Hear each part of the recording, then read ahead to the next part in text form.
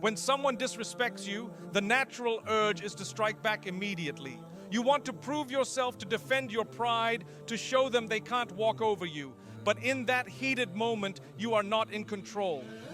Your emotions are. You shout, you argue, you throw words like weapons, and when the dust settles, you are the one left feeling empty. You replay the moment in your head and think, why did I say that? Why did I let them control me? That is the trap of reacting without thought. Reacting is like pouring fuel on fire. It makes the flames bigger, but it also burns you. The other person may even enjoy watching you lose control because it means they succeeded in pulling you down to their level. By reacting, you hand them your peace, your energy, your strength. Responding, on the other hand, is wisdom. It means you take a breath before you speak. You let the anger pass through you without becoming your master. You ask yourself, what outcome do I want here? Will my anger fix anything, or will silence protect my peace better? That one pause changes everything. The Prophet Muhammad sallallahu alaihi wasallam said that the strongest person is not the one who can wrestle another to the ground, but the one who can control himself when he is angry. True power is calmness under pressure. It's the ability to stay centered when others are trying to pull you apart. So the next time someone offends you, don't give them the gift of your reaction. Don't let them dictate how you feel or behave. Instead, keep your dignity, lower your voice, stay calm. Sometimes silence is the loudest answer. Sometimes walking away is the most powerful response. This is not weakness, this is strength, because the one who controls their reaction controls their life. Strong people are not the ones who never feel emotions. They feel anger, sadness, and frustration like everyone else, but they don't let those emotions control them. Instead of reacting, they take a moment to breathe. That pause allows their mind to catch up with their heart. In that short pause, they ask themselves, is this worth my energy? Is this worth my peace? What will happen if I answer with wisdom instead of anger? The pause is one of the most powerful tools you will ever learn to use. In a world where everyone is rushing to defend themselves, rushing to speak, rushing to prove a point, the one who pauses stands out as truly strong. That silence is not emptiness, it is control. It shows that you are not a slave to your emotions, but their master. When you react too quickly, you become predictable. Anyone who knows your triggers can control you with just a few words. They can insult you and you explode. They can ignore you and you break down. But when you practice calmness, when you train yourself to pause before speaking, you become untouchable. No one can easily pull you into their game because you no longer give them access to your peace. This is why the Prophet Muhammad sallallahu alaihi wasallam said that true strength is not about overpowering another person physically, but about controlling yourself when you are angry. Physical strength can fade, but emotional strength, the ability to master your reaction, is lasting. It means that your emotions no longer dictate your choices. You dictate them. Think about it like this. Anger is like a wild horse. If you let it run without control, it will throw you off and drag you into destruction. But if you hold the reins, if you guide it with wisdom, that same energy can be used for good. The pause is you grabbing the reins of your emotions. It is you saying, I decide what happens next, not my anger. And here's the truth. The more you practice the pause, the easier it becomes. At first it will feel difficult. You'll want to speak, you'll want to react. But with time, you'll notice that the pause becomes your natural habit. And once you master it, no insult, no disrespect, no hardship will easily shake you. You will remain centered, calm, and strong. So the next time someone tries to drag you into an argument or when life throws a challenge at you, practice the pause. Breathe, think, respond with wisdom. It may not be easy at first, but with practice, it becomes your second nature. That is how you stop being emotionally weak. That is how you protect your power. If your entire mood rises and falls based on what people say or don't say, you will always live as their prisoner. Imagine this. One day someone compliments you, calls you special, and you feel on top of the world. But the next day they are silent, busy, or careless, and suddenly your heart feels empty. That is not real happiness. That is dependency. And dependency makes you weak. Strong people know that happiness built on people is fragile. People change, their moods change, their loyalty changes. If you tie your heart to them, you will be tossed around like a ship in a storm. But when your happiness is tied to something unshakable, your faith, your values, your purpose, then no matter who comes and goes, you remain steady. ChatGPT said, if your happiness depends only on people, then your peace will always be fragile. You will laugh when they lift you up, and you will break when they let you down. That is not stability, that is slavery. People are human. They get tired, they forget, they change, and sometimes they disappoint without even meaning to.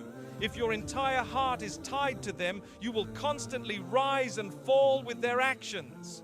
True strength is when your joy comes from something unshakable. Faith does not change. Values do not change. Purpose does not change. These are anchors that keep you steady no matter what storms hit. When your happiness is rooted in Allah, no human being can take it away from you. You may feel hurt, but you will not collapse. You may feel lonely, but you will not be destroyed. Because your foundation is not people. It is Allah, the one who never leaves. The Prophet Muhammad ﷺ taught us to place our trust in Allah, not in creation. People are part of your life, but they are not the source of your peace. When you understand this, you stop chasing approval and start living with dignity. So the next time your heart feels low because someone ignored you, remember this: your worth does not decrease because someone failed to notice it. Your value is not measured by their attention. It is measured by the one who created you. Hold on to that, and you will never be emotionally weak.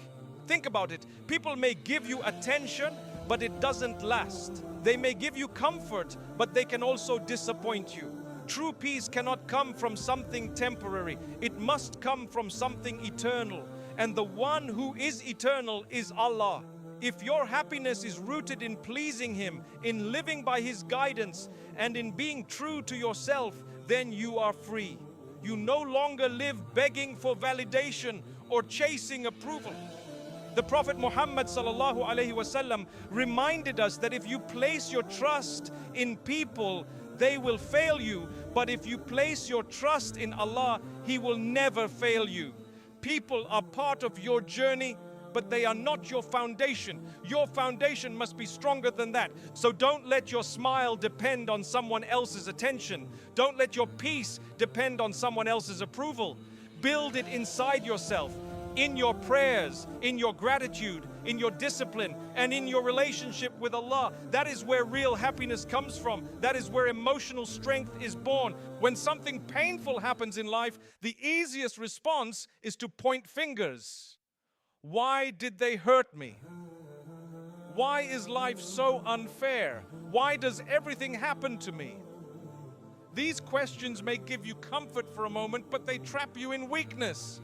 Because as long as you see yourself as a victim, you give away all your power. You convince yourself that your future depends on what others did to you instead of what you choose to do now. A victim mindset keeps you stuck. It makes you replay the past again and again until it becomes a prison in your mind. You start believing that you are powerless, that you can't change your situation, that you must wait for someone to rescue you. But the truth is, nobody is coming to save you. You must save yourself. Strong people feel pain too. They face betrayal, loss, rejection, and failure. But instead of saying, why me? They say, what now? They use the pain as fuel to rise higher. They understand that life is not always fair, but they also know that crying over the unfairness will not change anything. Taking responsibility for their actions, their healing, and their future, that's what gives them strength. The Prophet Muhammad sallallahu alaihi wasallam faced more trials than we can imagine, loss of family, betrayal by his people, hardship in every stage of his life, yet he never played the victim. He stood with dignity, trusted Allah, and kept moving forward with purpose. His example teaches us that strength is not about avoiding hardship, but about how you face it. So stop telling yourself the story of being broken, unlucky, or cursed. That story only chains you to your pain. Instead, start telling yourself a new story. Yes, I was hurt. Yes, I struggled, but I am still here and I will rise. The moment you stop blaming others and start taking responsibility for your healing, your growth, and your future, that is the moment you stop being emotionally weak. Sometimes we think staying in a place where we are constantly disrespected makes us loyal or patient, but in reality, it's emotional weakness. Begging for love, chasing attention, or forcing yourself to stay in a toxic space only drains your dignity. True strength is not about holding on, it's about knowing when to let go. Walking away does not mean you are cold-hearted, it means you value yourself enough not to let others crush your spirit. When you walk away from what hurts you, you are telling the world, my peace matters, my worth matters, my self-respect matters. That is power. Not every battle needs to be fought. Some fights are designed to drag you lower, to waste your time, to poison your heart. The strong do not waste energy on proving themselves to those who refuse to see their value. They walk away in silence, and that silence speaks louder than 1,000 arguments. Remember, silence is not weakness. Distance is not weakness. In fact, the ability to remove yourself from disrespect is one of the highest forms of strength. You are no longer controlled by fear of losing people or fear of being alone. You are guided by respect for yourself and trust that Allah will replace what you lost with something better. The Prophet Muhammad sallallahu alaihi wasallam taught us that when something is harmful, you do not run towards it. You avoid it. And when a door closes, you trust that Allah, in His wisdom, will open a better one. So stop begging for love. Stop fighting for attention. Stop staying where your soul feels small. Strength is not clinging to what hurts. Strength is knowing when to walk away. And the day you master this, you will never again be emotionally weak. The most powerful influence in your life is not what people say about you. It is what you say to yourself every single day. You can have the whole world encourage you, but if your inner voice keeps whispering, I'm not good enough, I'll never succeed, I'm too weak, then those words will eat away at your confidence until you believe them. And once you believe them, you start living like they are true. That is why self-talk is so important. The voice in your head can either be your best friend or your worst enemy. If you keep feeding it with negativity, your mind becomes a battlefield where you lose before you even start. But when you train your inner voice to speak strength, hope, and patience, you give yourself the courage to rise in any situation. Think about it. Every great achievement in history began with someone telling themselves, I can do this. They may have doubted at first, but they replaced doubt with belief, and belief fuels action. The opposite is also true. Many people with potential never rise, not because others held them back, but because their own self-talk chained them down. The Prophet Muhammad sallallahu alaihi wasallam taught us that words have power. Even a good word is charity. If words spoken out loud can carry so much weight, imagine the impact of the words you repeat silently to your own soul every day. If you constantly remind yourself of your weaknesses, you shrink. If you remind yourself of your strength and Allah's help, you grow. So whenever the voice in your head says, I can't handle this, stop it right there and reframe it. With Allah's help, I can handle this. I will get through this. This shift may seem small, but over time, it changes everything. It transforms fear into courage, despair into hope, and weakness into strength. Never underestimate the words you feed your own soul. Speak power, speak patience, speak faith, because the one who controls their self-talk controls their destiny. Most people stay emotionally weak because they live inside their comfort zone. They sleep late, waste time, eat without control, scroll endlessly, and then wonder why their minds feel heavy and fragile.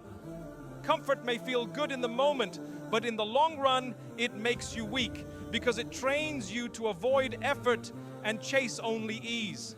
Discipline is the opposite. Discipline is choosing what is right over what is easy. It is waking up early when your body says 5 more minutes.